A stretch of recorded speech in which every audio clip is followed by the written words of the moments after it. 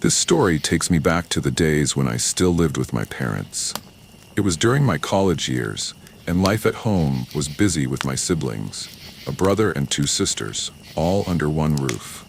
Our house was set on 5 acres in rural Ohio, surrounded by woods and farm fields. It was the kind of place where the nights were eerily quiet, and the closest neighbors were far enough away that calling for help wasn't an immediate option. My dad worked early shifts, leaving the house at 2 a.m. most weekdays. That made me feel like it was my responsibility to be the man of the house during those vulnerable hours. But this particular night was a weekend, so Dad was home. That fact alone should have made me feel safer. But what unfolded proved otherwise. I was fast asleep when my brother's voice pulled me out of my dreams. He was trying to wake me up, urgency clear in his tone.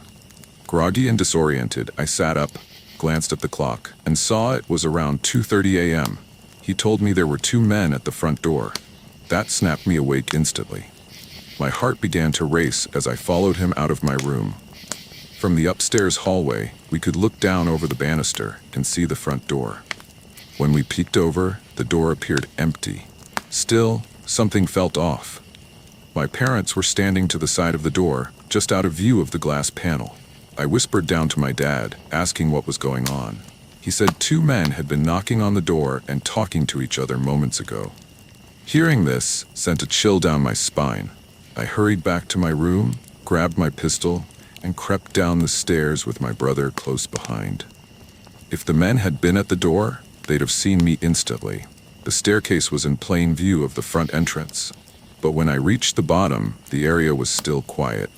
We joined my parents, whispering to figure out what was happening. Mom and Dad had been woken by our dog's frantic barking and had come out to investigate, only to find these 2 strangers knocking loudly, seemingly unfazed by the noise. Minutes later, the men returned. This time, they knocked harder, as if demanding to be let in. Our dog hadn't stopped barking, and yet these guys didn't seem deterred. Living in such a remote area, their persistence was unnerving.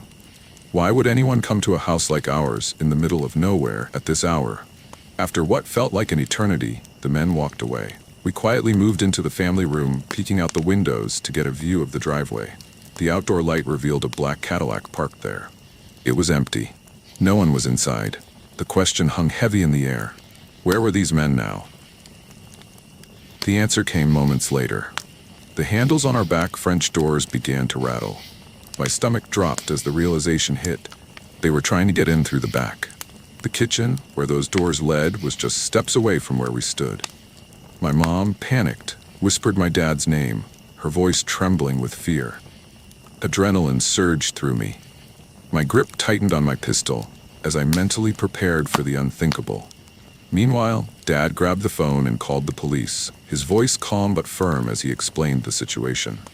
We stood frozen, waiting, as the rattling continued. After what felt like an eternity, the men stopped. But instead of leaving, they returned to the front door and resumed knocking. Then, in the distance, we saw flashing lights. Relief washed over us as multiple police cruisers sped down our driveway, their sirens piercing the night. The officers' arrival sent the men into a panic. They bolted, running across the driveway and around the side of the house. One of them disappeared into the darkness, but the other wasn't so lucky. An officer intercepted him, shouting for him to get on the ground. When he didn't comply, the officer tased him. He dropped instantly. More officers circled the house, searching for the second man. Meanwhile, one approached the front door to talk to my dad and me. We stepped outside, cautiously, still shaken. It didn't take long for the police to find the second man. He was hiding in my sister's playhouse in the backyard, of all places. Both men were arrested, and a search revealed that one of them was carrying cocaine. They appeared to be drunk or high, which might explain their erratic behavior. Though the immediate danger was over, the aftermath left us rattled.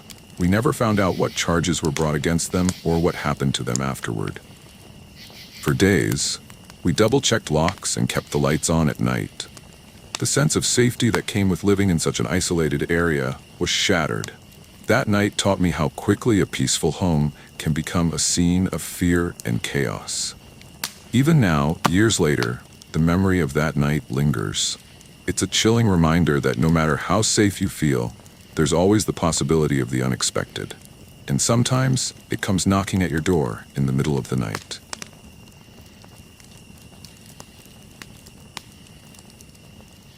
Let me tell you a story, something that still gives me chills to this day. It's a reminder to stay cautious and keep your wits about you, no matter the situation. I grew up in a small, quiet town in the middle of nowhere, Canada. The kind of place where entertainment options were few and far between. A lot of the buildings in town were abandoned, left to decay as families moved away. For me and my friends, these empty structures became our playgrounds. Exploring them was our way of escaping boredom, and for the most part, it was harmless fun. Sure, we'd come across some creepy things now and then, a smear of what looked like dried blood or a pentagram scrawled on a floor, but nothing truly disturbing ever happened. That is, until the last time we went exploring. I was 15 years old, the same as most of my friends. This particular adventure took us back to an old daycare I used to attend. Oddly enough, the daycare had been attached to a mental hospital, a combination that seemed strange even back then. The place had been shut down years ago due to a lack of patience in children, and it had been left to rot ever since. It seemed like the perfect spot for one of our explorations. The night we decided to visit, the weather was straight out of a horror movie. A thick fog blanketed the area, rain drizzled lightly, and the whole world seemed darker than usual. When we reached the daycare, the main gate was padlocked. That didn't stop us. We helped each other climb over it, laughing and making a ridiculous amount of noise.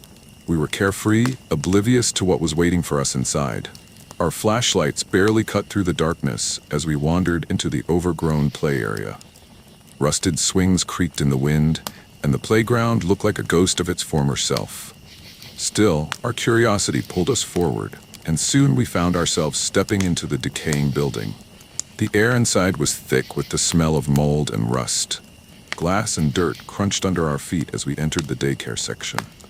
Old toys were scattered everywhere, Legos, broken dolls, and torn stuffed animals. It was eerie, but also fascinating. As we explored, the mood shifted. The playful chatter among us faded until the only sound was the crunching of debris beneath our shoes. I stumbled upon a plastic container of crayons in the corner of a room. I was reaching for it when a loud crash shattered the silence.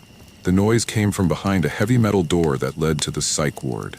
We froze, exchanging uneasy glances. My friend Brian, always the boldest, suggested we investigate. I wanted no part of it, but peer pressure is a powerful thing. Reluctantly, we agreed. The door was rusted shut, and it took all our combined strength to pry it open.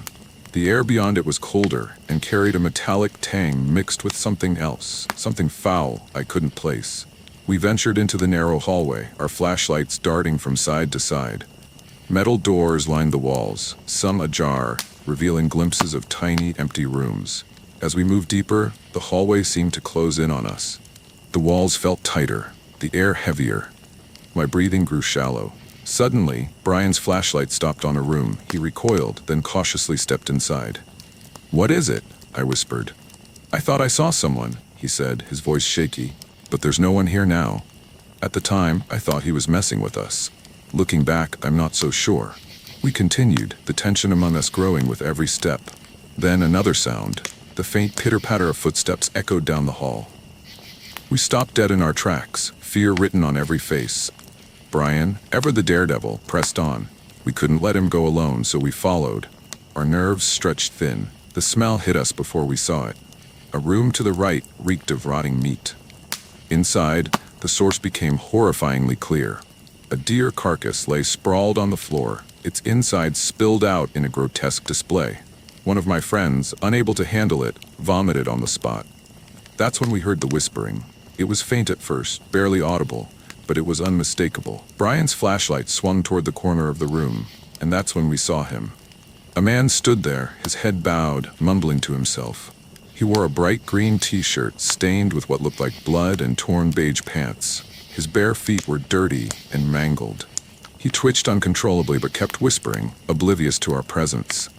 We were paralyzed, staring at him in stunned silence.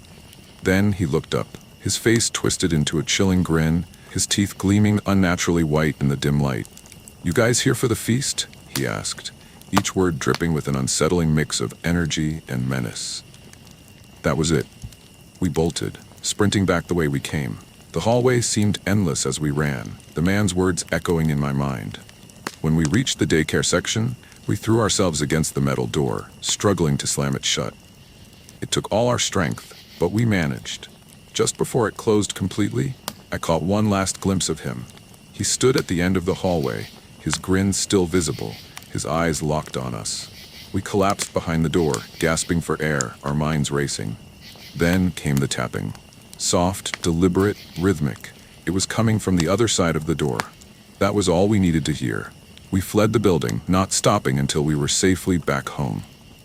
A year later, I heard that the police had found him. He was a former patient of the psych ward who'd escaped another facility and had been surviving in the woods around the complex. His mental state had deteriorated severely, and he was riddled with diseases from eating raw meat. Rumors swirled that he'd even killed someone in the forest, but nothing was ever confirmed. To this day, I can't shake the memory of that night. It taught me a valuable lesson. Some places are abandoned for a reason. So if you ever find yourself tempted to explore somewhere dangerous, think twice. It's not worth the risk.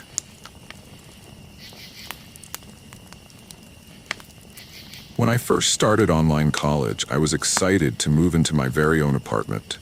It was my first taste of independence, and even though I juggled 3 jobs, one of which was a grueling 3rd shift, I was ready to make it work. The building wasn't the most modern, and my neighbors were a mix of older tenants who'd been there for years. One was an elderly man who'd lived there for 2 decades. Another was a woman with a young child, and there was an empty unit downstairs. It was quiet and uneventful at first, which was fine by me. Then, a new tenant moved into the downstairs apartment. He was around my age, maybe a bit older, with greasy black hair and a slightly overweight build. At first, I thought it might be nice to have someone closer to my age to say hello to. That hope didn't last long. Our initial encounter was friendly enough, but things quickly turned sour. One day, while I was taking out the trash, he made a snide comment about the smell. Another time, when my sister came to visit, he made an inappropriate remark about her not wearing a bra. It was disgusting, and I immediately reported him to the landlord. Predictably, nothing came of it. One night, I was jolted awake by loud banging on my door. Heart racing, I approached cautiously, unsure who would be knocking so late. Through the closed door, my neighbor accused me of being too loud and harassing him. I was baffled. I'd been asleep, and the building was silent except for his yelling. After some back and forth, he stomped away, cursing and calling me names. I tried to shake it off and go back to bed, but moments later, he was back, banging even louder and threatening to call the cops. I told him to check with the other neighbors, as I wasn't making any noise. He grumbled something under his breath and left again, but not before another string of insults. The landlord promised to look into it, but a week went by with no updates. Eventually, I learned the real story from the older man upstairs. Apparently, he'd been hitting the floor with a stick because the rude neighbor was blasting his music too loudly. Instead of owning up to his actions, the neighbor decided to pin the blame on me. It was clear he just wanted an excuse to bother me. Over the next few months, his behavior escalated. He made rude comments every chance he got.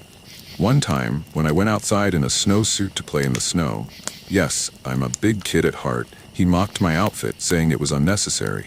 I brushed him off, but his constant negativity started wearing me down. Things took a darker turn during a snowstorm. After returning from my night shift, I noticed him sitting in his car in the parking lot with the engine running. It seemed odd, but I tried not to think too much about it. As soon as I got inside, though, he started blasting music from his car at full volume. It went on until 8 a.m., disturbing the entire building. Later, I found out he did it to spite the older man who had complained about his noise. One night, I came home from work exhausted. It was 3 a.m., and all I wanted was to grab my mail and go to bed. As I sorted through my letters, his door creaked open at the top of the stairs. My stomach tightened. I hoped he wouldn't notice me, but he started muttering something unintelligible. "What?" I asked hesitantly, but his response was more gibberish, this time louder and more aggressive. Something about the way he spoke sent a chill down my spine. I decided to leave the building and sleep in my car if I had to. As I headed back to my car, I heard a window slam open above me. My heart dropped. Peeking around the corner, I saw him leaning out the window, scanning the area. He was yelling nonsense into the night. I stood frozen, unsure what to do.